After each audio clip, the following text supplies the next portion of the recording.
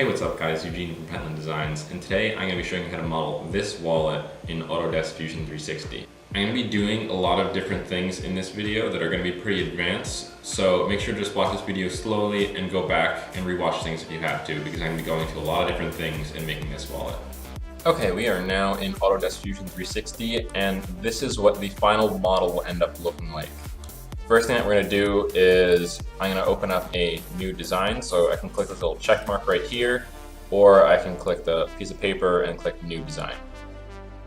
So if you've never used Autodesk Fusion 360 before, at the top it shows all the different options that you have to make your model as of right now, the sketch environment, creating different types of objects, modifiers to those objects that you had, and assemblies, construction lines, and other stuff. We're going to be going into pretty much a little bit of all of these throughout this video.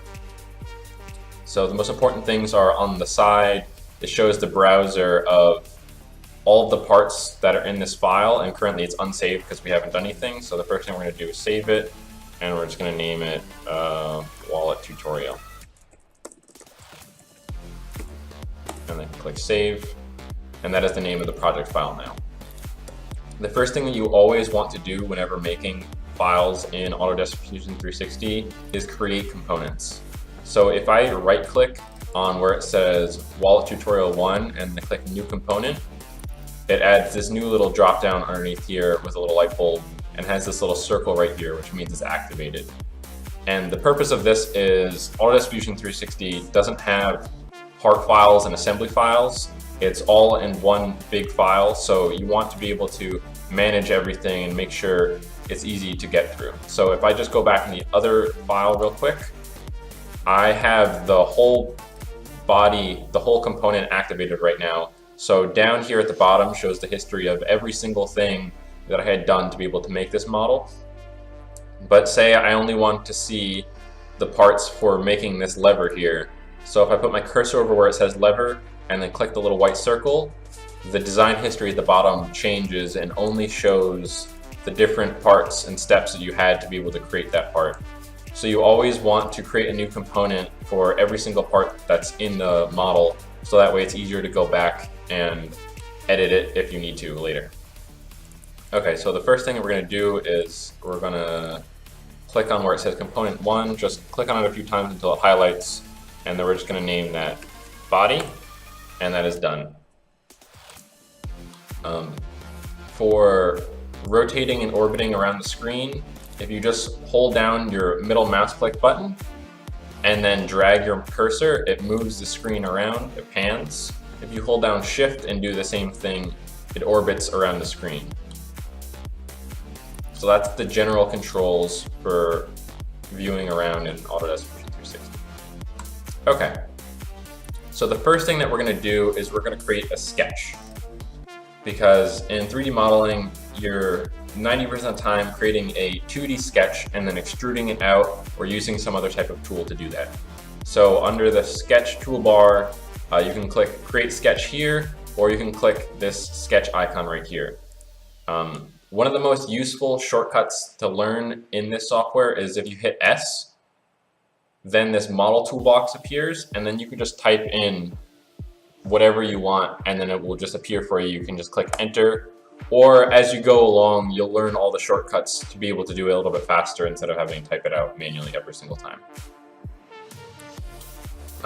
And I'm going to have a link in the video description of a really good resource on cadforms. In the description below I'll have a link to cadforms.kcz that has a link to all the different shortcuts you could possibly ever use in Autodesk Fusion 360. So the first thing that we're going to do is, now that we have a sketch selected, it's prompting us to decide what plane we want this sketch made on. So I'm going to create it on the front plane, and I know which one that is because when I rotate my screen around, there's this little square in the top right hand corner, and that shows you what view you're in. You could also click on those surfaces and be able to see precisely what way you're looking at the model. So I'm going to click on this front plane, and we are now in the sketch environment. And you know that because right here in the corner it says stop sketch, and there's also this sketch palette with constraints. So the first thing that we're going to be making is actually the box that's on the inside of this wallet. and then we're going to create a shell outside of it.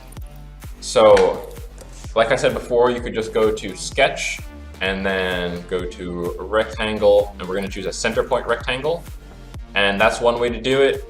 Or if you hit R on the keyboard, it creates a rectangle also, and the sketch palette gives you options between the different rectangles, and you can choose center point rectangle there. Or you could hit S and start typing in rectangle, and then choose the rectangle that you want to use.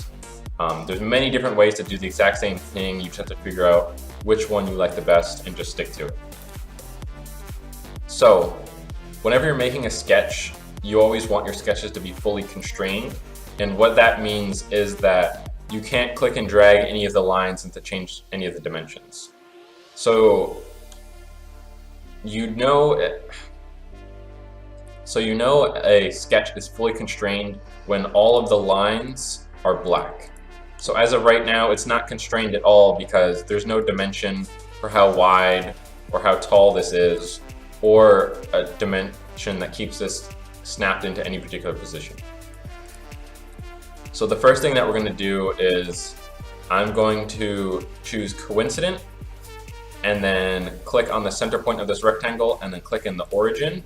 And now that locks this rectangle into the origin, and it will always stay there. You could have just done this from the very beginning. So if I just delete this rectangle by highlighting it and clicking delete, if I just did a center point rectangle and then clicked in the origin to begin with, and then clicked over to the side, it automatically constrains to the origin. And one last way you could do it is if you went to a rectangle again, and you clicked on that center point and then click down Control and click on that point in the origin.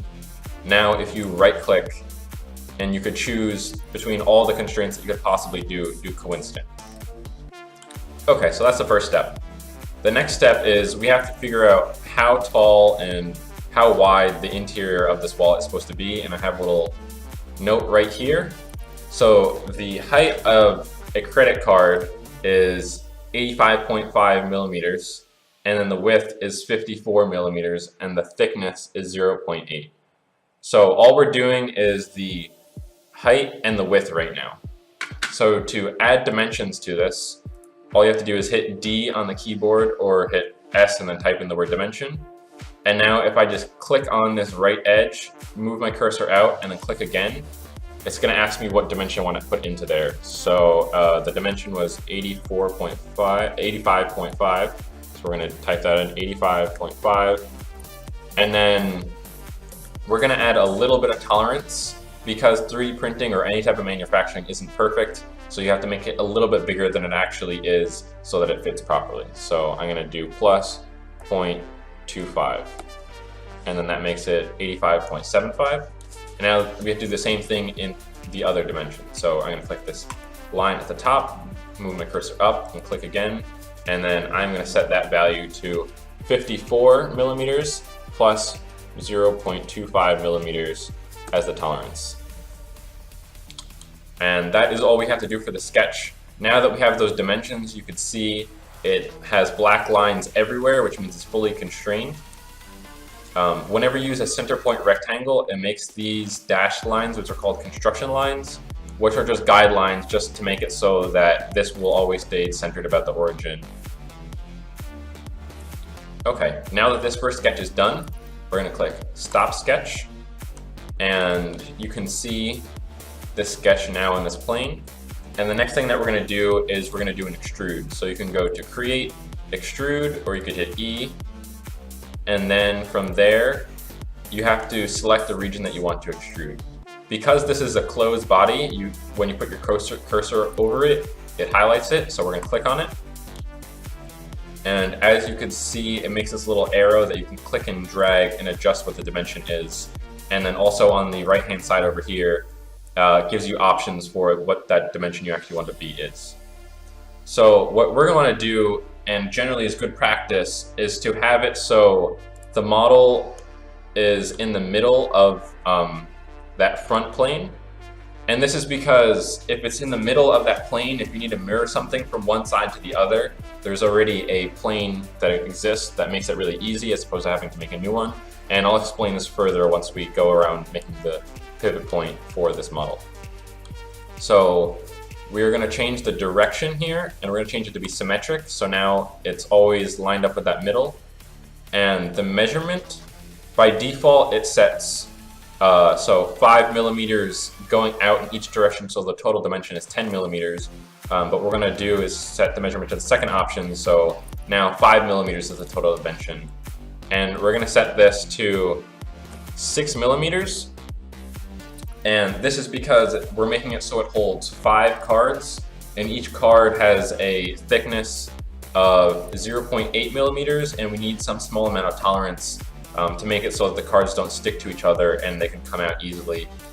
I got the value of 1.2 millimeters per card after a lot of trial and error, just so it was loose enough that the cards would all come out easily, but not super loose.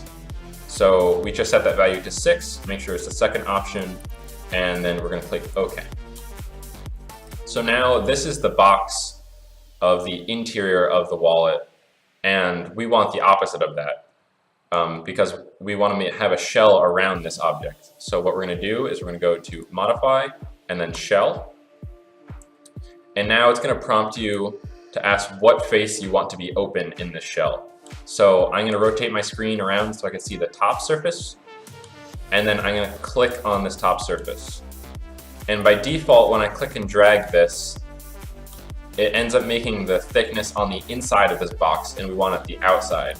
So for direction, we're going to click the drop-down menu and then choose outside, and now click and drag this arrow in the other direction.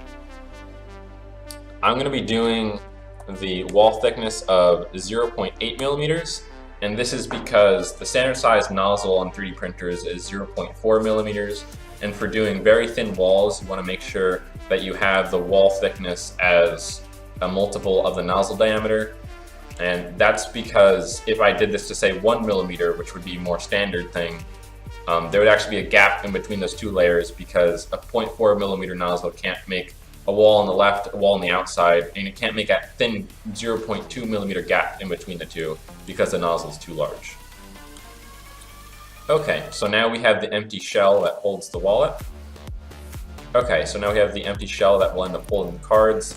The next thing that we have to do is we need to sketch the cut that goes down on the bottom of the wallet to make this lever come out.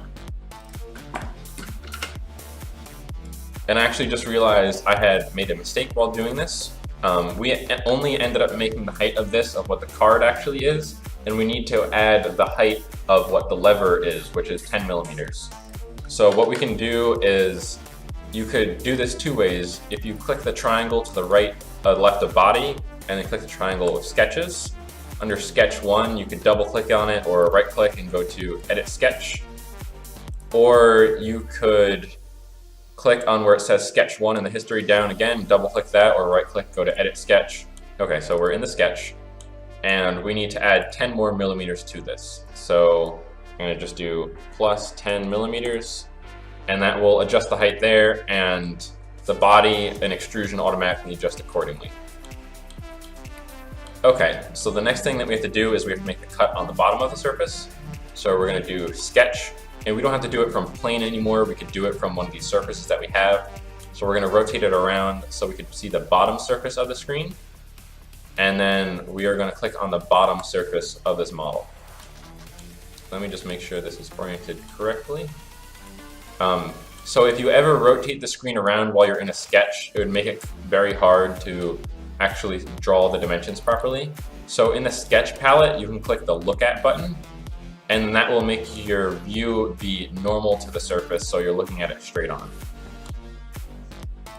So the next thing that we have to do is start drawing this, and we want it so that the model pretty much automatically adapts on its own.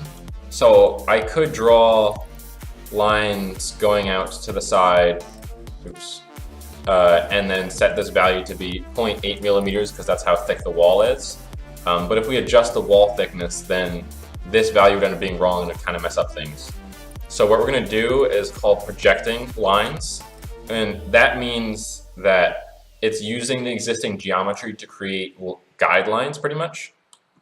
So if you hit P on the keyboard for project, and then it's going to ask you what geometry you want to project. If you put your cursor over the middle of this model, you can see it makes that interior rectangle that's there, that's the interior wall thickness. And then when you click, it makes those purple lines, and then you can click OK. So we're going to need to cut out this section over here, and we need to extend it so it cuts out this thin wall on the side here also. So I can hit L on the keyboard, and you could either just left click on this point, keep it out straight, and then you can get it to snap to automatically be a horizontal line. Or if you just drag it out past it a little bit and then pull this line back, now this line is fully constrained and is attached to that edge. Or what you could do is drag it past, have it be completely horizontal, and then hit T for trim and trim that line back. And the last option is, if it wasn't horizontal to begin with, you can click on the line, go to the sketch palette on the side, and click on horizontal/vertical, and that will make it straight. Okay, so now we can make it so it can cut out this small section as well. And now we have to add a dimension to where it's going to be cut right around over here. So I'm going to hit L for line again. I'm going to click on this top purple line, make a line going straight down, and then click again, and I'm going to just drag this line back up there. And the reason that this line is still blue is because it's not constrained in this direction. So we need to add another dimension to it. So if I hit D for dimension, and I click on this line, and then I click on the edge of the model right here, and move my cursor up and out to the side, and then click again, we're going to set this value to be 12.5 millimeters.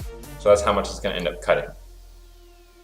Now the last thing is there's another small rectangle that it cuts out over here that's a relief angle to make it so that it could bend easily and you're not going to end up breaking the case of it while you're inserting the lever.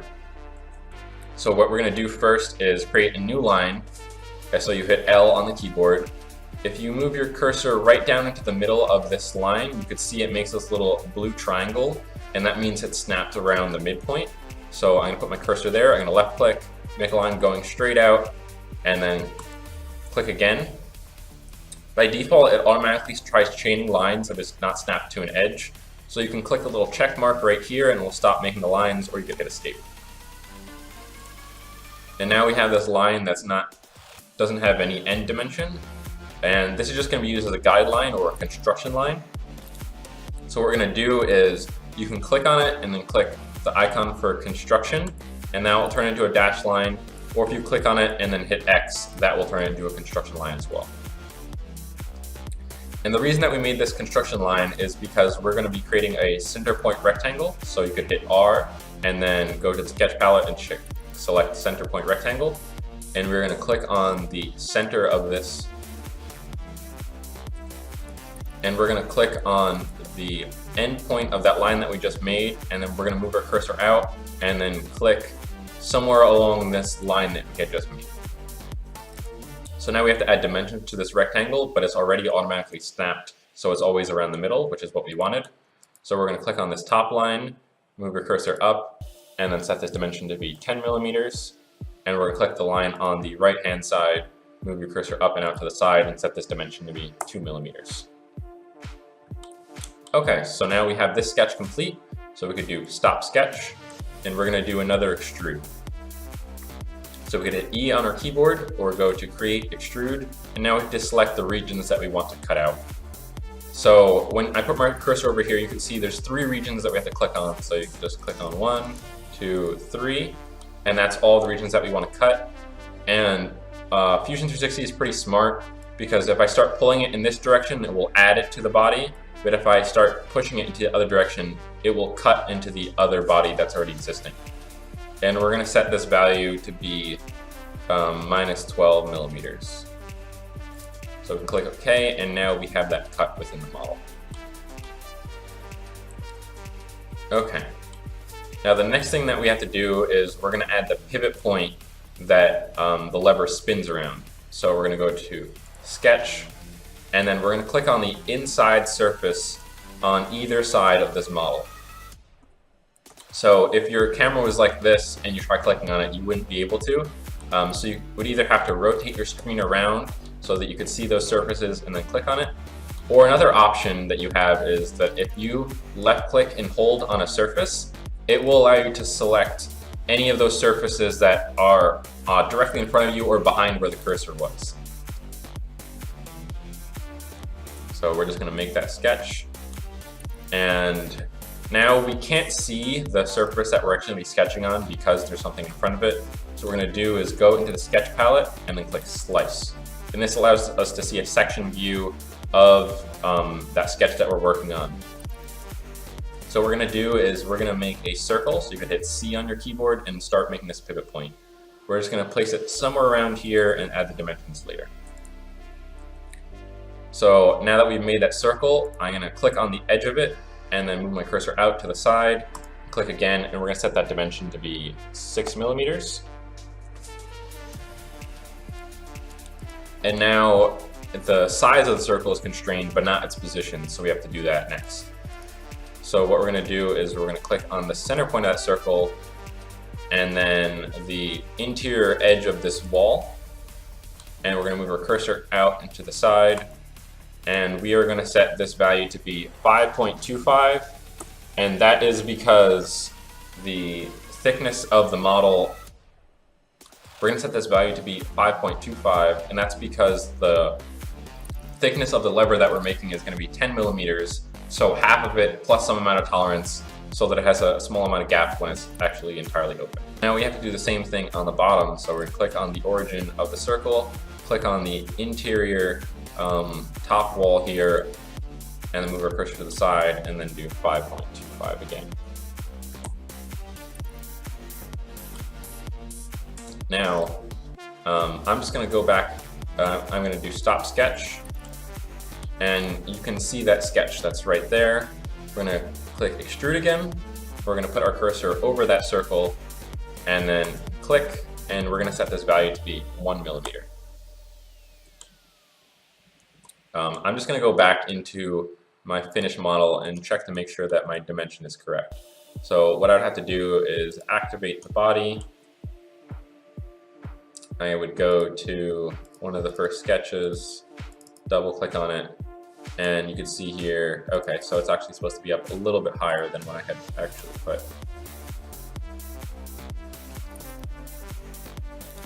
Okay.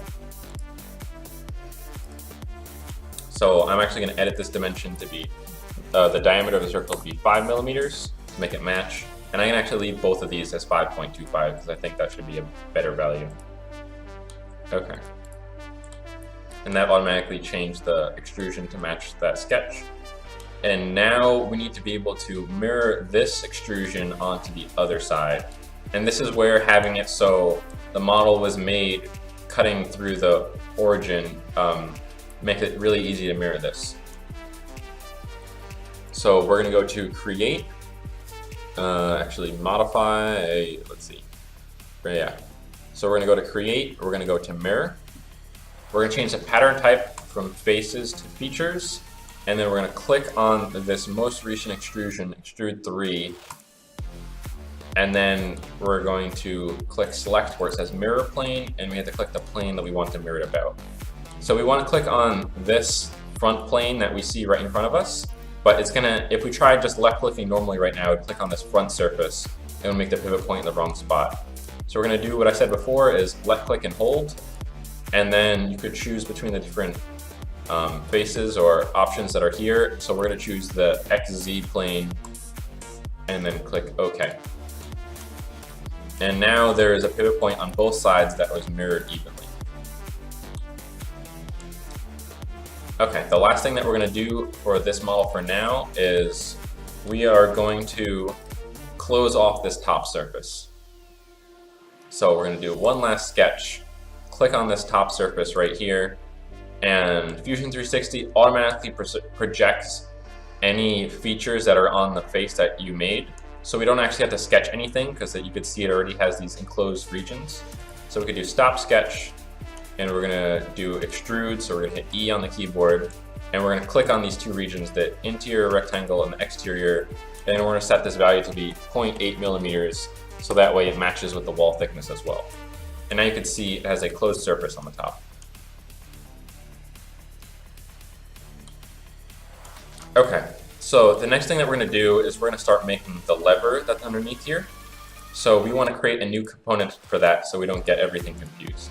So we're going to right click on where it says Wallet Tutorial 1. We're going to go to New Component. Now you can see the design history is empty because there's nothing inside this component. So I'm going to do Sketch, and I'm actually going to create this sketch on the front plane that's cutting it down through the middle of the model. So once again, we're going to create a sketch, and it's going to be made on the front plane that's cutting down through the middle of the model. So once again, hold down left click, choose the face that you want. I'm going to do it on the XZ plane. Yours may say XY plane. I just changed in my settings what direction was up. Okay, so now that we're selected on that plane, we're going to do the slice view. So we're going to go to the sketch palette, click slice, and we're going to just roughly draw out what we want this lever to look like. So I'm just going to use the line tool, and I'm just going to make some horizontal and vertical lines, drawing roughly what this arm will end up looking like once it's complete. And you know it's an enclosed region because it now made this orange body around it. So now that we have this done, we need to start adding dimensions to it. So we're going to hit D on the keyboard. We're going to click on this bottom line right here, and then this interior bottom surface of this wall. And we're going to move our cursor down and to the side, and we're going to set this value to be 0.25 millimeters, so it has some amount of tolerance.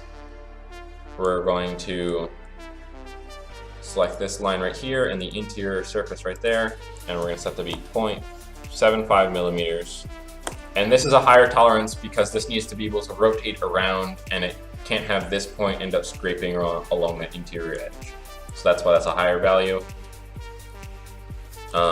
We had already set that the height of this arm was going to be 10 millimeters, so I'm going to click on the top line and the bottom line, and it's going to set the dimension between those two, and we're going to set that to be 10 millimeters. Now lastly, what we have to do is figure out how thick we want this to be and how high we want it to extend. This is mainly just appearance or whatever you think looks right, so I'm going to just move it around to whatever I think looks right and then set it to be that. So something a little bit like this. So I'm going to click on this top surface, and it's at 4.6, so I'm going to just change it to 5 millimeters. And then I'm going to click on the left edge, move the cursor out to the side, and click again. I'm going to set that to be 20 millimeters. And the last thing that we have to constrain is this line from the interior, this line from the exterior edge of the wallet. So we're going to do dimension. We're going to click on this left line, click on this right edge, and then we're going to set that value to be 0.25 millimeters. So now this sketch is fully constrained. Now the last thing that we have to do is make a hole for the pivot point that goes into here. So we have to project this circle that's already here. So we're going to hit P for project. We're going to click on the edge of that circle. So now we have that representation of what the actual pivot point is. And we have to make a diameter that's slightly larger than that. So we're going to make a circle. So we're going to hit C. We're going to click on the origin right there. And then we're going to make another circle slightly larger than it. I had construction line set on by accident, so I need to click on this, click X so it is no longer a construction line. And now we want this exterior hole to be an offset of what this interior one is. So the lever hole is always slightly bigger than the pivot point. So we're going to do dimension. We're going to click on the outer circle, click on the inner circle, and now it's giving us dimension of an offset of that. And we're going to set this value to be 0.35 millimeters. Holes tend to need to have the tolerance to be a little bit higher than in some other places.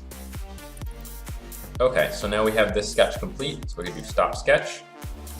And you can see the sketch is bound around the middle of this model.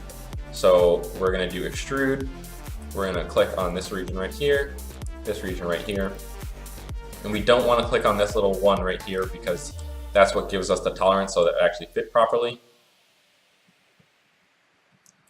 And the next step we have to take is we have to change the direction from one side to be symmetric, so it goes around on both edges.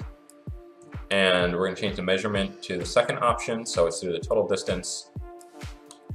And we had set the interior diameter of this model to be 6 millimeters, so we need to do a little bit less than that, so it has some amount of tolerance. So we're going to do 5.65, and then we are going to click OK.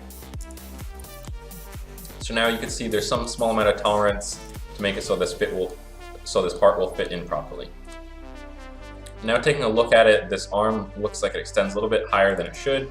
So I'm just going to double click on the sketch in the bottom left hand corner and adjust this height from 20 millimeters to 15. We'll do 17.5, just so it looks a little bit better. Okay, that looks good to me. And now the next thing that we have to do is we're going to make it so this arm can actually revolve, because as of right now, neither of them are constrained to any particular rotation. So you can just kind of click and drag and move these around, and you don't want to be able to do that. So the first thing that we need to do is, under position, we're going to click revert, or click the icon right here, and this brings it back to initial position. So what we need to do is we're going to right click on body 1, and we're going to click ground. And that basically means that this body isn't going to move on its own, and now I can't click and drag it anymore. Now the next thing that we're going to do is we have to make it so that this lever can actually revolve around that pivot point. So we're going to go to Assemble, As Built Joint, and we're doing As Built Joint is because we had already designed it so it's already in the correct position. And I'm going to click on the lever first and then click on the body, and by default it sets the motion type to be rigid, so we're going to click on that. We're going to change it to revolute. Now the next thing we have to fill in is it's going to prompt us to figure out what the revolving point is.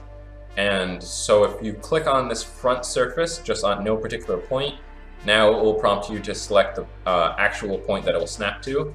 So we're going to click on the middle of the circle right here, and now you can see it revolves around properly. So this is good to go, so we can click OK. Now the next thing that we have to do is we need to add the steps to this lever. So to do that, I am going to first hide this body that's here so it's not in our way. So I could either just click on this light bulb right here and that will hide the body, or if you double click on the body and then click V, it hides it as well. So we're going to create a new sketch and then click on this top surface right here. And we basically have to make a stepped pattern that the cards will go along. So we're going to just draw out some lines. We need to make sure, let's see, so there's 1, 2, 3, 4, 5. Okay, so there's 5 cards that could possibly go on here, and that's what we want. First, we need to figure out how far we need this to extend out to, how far this last arm can go to. So we're going to project that pivot point that's in here already. So I'm going to hit P for project. I'm going to click on the surface, and you can see it made those points right there. So now if I click the Look At button again, it made these endpoints. So I'm just going to make a guideline right here so we know this, that's the middle of where that pivot point is. So now we need to make another guideline just a little bit over to the side. And so we're going to create a line by hitting L, extend it past a little bit, and then just snap it to the edge. And this has to be 5.25 millimeters away from that center of the pivot point, because after this arm rotates, this is the exact height that it will be at as when it was in its initial position. So we can't have the arms going anywhere past this position. So what we're going to do now is we're going to do a little bit of measurement. So I'm going to hit I on the keyboard, and that opens up the measurement tool.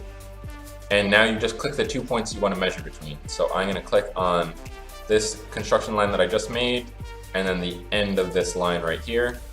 And you can see that is 40.15 millimeters.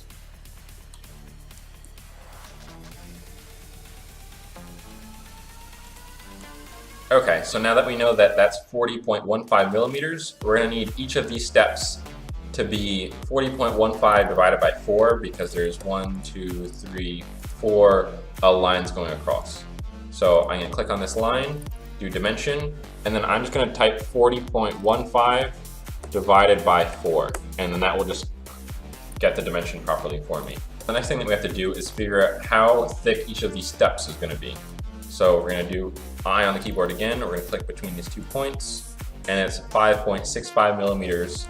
So we have to do dimension, let's see, 1, 2, 3, 4, 5. We have to do, click on this bottom line here, click on the top line right here, and that's going to be 5.65 divided by 5.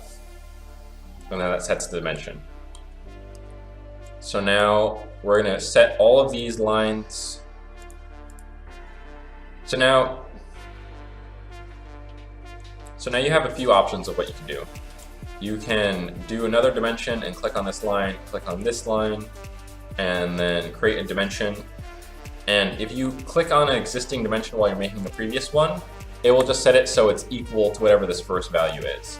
So now if I click on this and then keep clicking on that first dimension, all of those small little lines will be equal to the first one, so that if I adjust the first one, it will always work properly.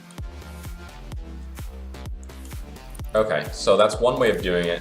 The other option is if you click on a line. So the other way of doing it is if you click on a line, hold down Control, and then click on all the ones that you want to be equal, and then you go to equal constraint, then it will automatically set them and you won't have this dimension showing up here. So if it's doing something repeated a whole bunch of times, it's usually better to do the equal constraint, because otherwise you have all these other dimensions here that you're not going to be editing that don't really serve a purpose. Okay. So now that we have those steps set up properly, we're going to do stop sketch.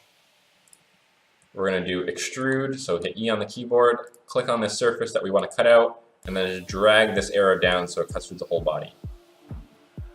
And now what we're going to do is we're going to change the extent type from distance to all, and this makes it so that if we ever adjust how thick that lever is actually going to be, it will always cut through that entire body.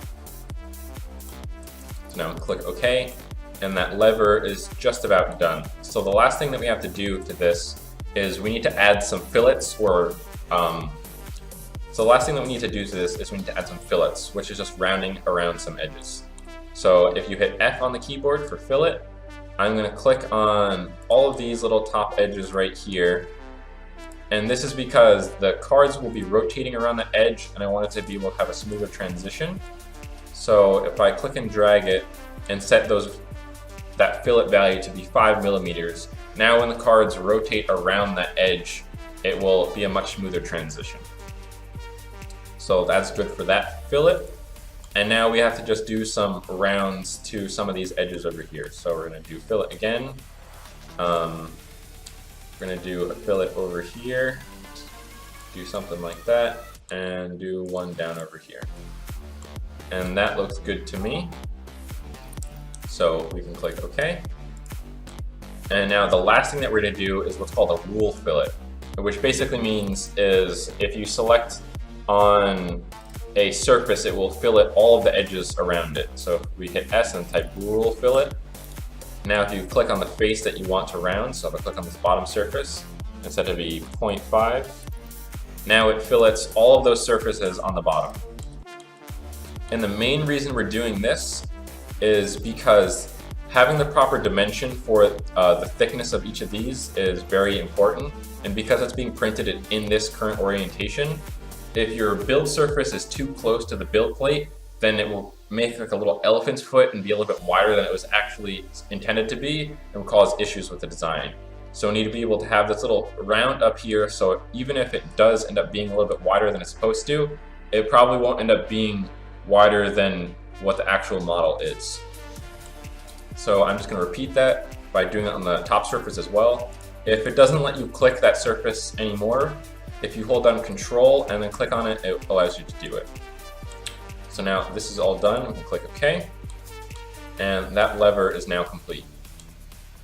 So I can click on the light bulb for the body now, And the next thing that we have to do is split this body so that it has that lid.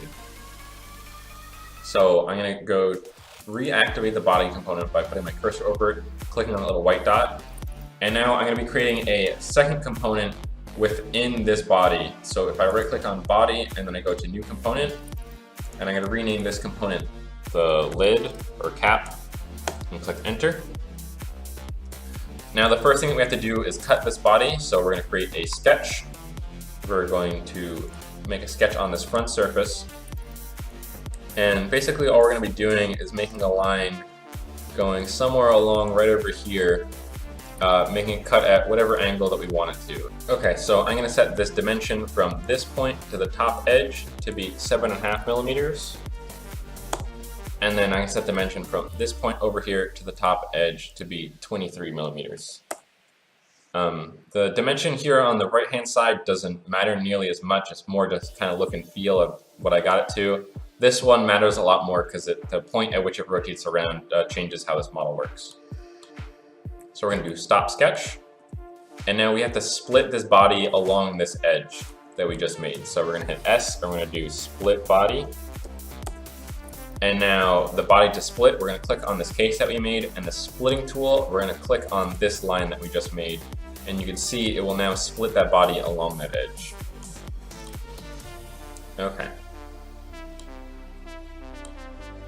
So now the next thing that we have to do is we have to model the pivot point that it moves around. So the next thing we have to do is that there's no gap in between these two pieces right now, and we need to add some amount of tolerance. So I'm going to click on the bottom body and then click V, and that will hide it. And now I can set an offset of this face. So if you go to modify and then use the press pull command, or you hit Q, now if I click on this bottom surface, now I can offset how it is, and we're going to do minus 0.15 millimeters. So that way there's just a little tiny gap in between the two. So now the next thing we need to do is I'm going to turn that initial body back on. So if I go under body, go to the drop down menu of bodies, go to body 2, now I can see that. And now what we need to do is model that pivot point. So I'm going to create a sketch on this front surface of the model. And basically what it's going to be is, if I zoom in, there's going to be a small little gap between the edge and the circular pivot point. We're going to draw a circle going along here, and then a line going, and then we're going to draw a line going down to the edge of the model. So we're going to hit T for trim and click on that line, and now it looks much better like we want it to be. We have to draw one more circle, so we just hit C, make another circle that's slightly smaller than it, and this is going to be the pivot point where the piece of 1.75 millimeter film is going to go into. So we're going to click on it, hit D for dimension, and we're going to set this value to be 2.1 millimeters. And you can see the scale was a little bit off, so we need to just click and drag everything else so it kind of matches up a little bit more. I'm just going to trim this line so it looks a little bit better. Probably would have been better to do a different dimension first so it didn't get thrown all out of whack. So the next thing that we have to do is we need to make this curve and this line tangent to each other. So you can just click on one, hold and control, click on the other, and you could just scroll down and click tangent. So now that always lines up properly. We want this line to be at a 45-degree angle, because that's pretty much the maximum overhang angle that a 3D printer could handle. And two more things. We need to set what this distance of the offset between the edge of the model and the pivot point is, and that's going to be 0.25 millimeters. And the last thing that we have to do is set the offset of how thick this pivot point is actually going to be. So we're going to click on this interior circle, click on the exterior circle, and set this value to be 1.5 millimeters. Okay, so it's still not perfect because you can see I can still move this around, and we want this to be just right about here. So what we're going to do is we're going to create a straight line going down that's horizontal. Turn this into a construction line by clicking on it, hitting X. And now if I click on this arc that we have here, hold down Control and click on that construction line, scroll down and do tangent. Now that arc will always end going straight down and be exactly the way we want it to be. I'm just going to move my dimensions around so it's a little bit cleaner and you can see all of them. And that should be good to go for this dimension. So we're going to do stop sketch. And now we need to extrude this out. So we just hit E on the keyboard, click on this section that we just made, drag it out to the side. And the thickness that we want this to be is 1/4 of whatever the actual thickness of the wallet is. So the interior is 6 millimeters and the walls are 0.8 millimeters thick each. So that ends up making it so it's 7.6 millimeters. So if I do 7.6 divided by 4, and I guess that to be a negative value just so it goes in the other direction, then that will be the correct value that we want it to have. Okay, so now that we have that pivot point on one side, we have to mirror it over to the other. So now we just hit S and then type mirror. We have the pattern type selected as features. We do that most recent extrusion. Mirror plane is the front plane cutting it down through the middle. So you just, I don't think I got that correct. So you just click and hold. Try this again. Or I could just zoom out a lot and then get that so it's mirrored onto the other side as well. So the next thing that we have to do is create the pivot point on the top of that lid. So we're gonna go to create sketch, and we're gonna do it on that plane that cuts the model right down through the middle, and do it on the XZ plane. And now we are gonna project this whole pivot point that we had already made, and we're just gonna double click on the edge and that will chain select the whole body, hit S and then type in mirror. The mirror plane, we're gonna click on this little edge right here, or does it not let us? So what we're gonna do first is we're gonna make a construction line just going straight out, and then click on it and click X to make it into a construction line. Now we are gonna double click on this purple edge so it highlights the whole body, type in mirror, select all the objects that you want to mirror, and then click on this circle in the interior also. The mirror line, we're going to click on that construction line that we just made and click OK. And now we can do stop sketch. So there's more faces here than we need, so when we're extruding we just have to be careful of what we select. So if we hit E for extrude, we can click on this bottom line right there and click on that circle right there, and then that should all be good to go. We have to set the direction type to be symmetric and set the measurement to be the second option. And here I'm just going to eyeball it and then have that looks like a good amount of tolerance in between it. And now this should be good to go. Okay, so as you can see, there's all of these separate bodies that aren't attached together. And that's because we had created the extrusion with inside the lid, which means it wouldn't attach to the body down here by default. So what we need to do is click on body 2 and body 1, and then hold out Control to select both of them, click and drag them and bring them under the bodies for the main body of the model. And we have to do the same thing for the lid and bring that body down to where the lid is supposed to be. So select body 1, click and drag it down into lid. And now everything is in the correct spot. The last thing that we have to do is combine these, because these are all separate objects as of right now. So we're going to go to modify, and then we're going to go to combine. So we first have to select the main body that everything is going to be attached to, so we're selecting that. And the tool bodies are anything else that's being attached to it, so the small pivot point right here. Click OK. And now we have to do the same thing on the main body of it. So I'm going to reactivate the main body. I'm going to do combine again. So I just did a little gesture. If you just hold down right click and drag up, it repeats whatever the last process that you had done is, which was the combine. So once again, I'm going to select on that target body and then select on these two pivot points so it all attaches together and say OK. And now the last thing we have to do here is create the joint to animate it so that this can actually move properly. So we're going to just go to Assemble, As Built Joint, click on the lid first, click on the main body, and then click on the surface, click on the middle of the point, and now it all revolves around properly. So that's pretty much the basics of making the model. There's a few other little things that I added to it for my own design. If you go to Insert and then SVG, which is a vector format, I inserted my own logo into it. So if I go into my folder that has my logos, now if I select the surface that I want it to go onto, you can see it has it in here, and I just kind of scaled it down and put it to the right size.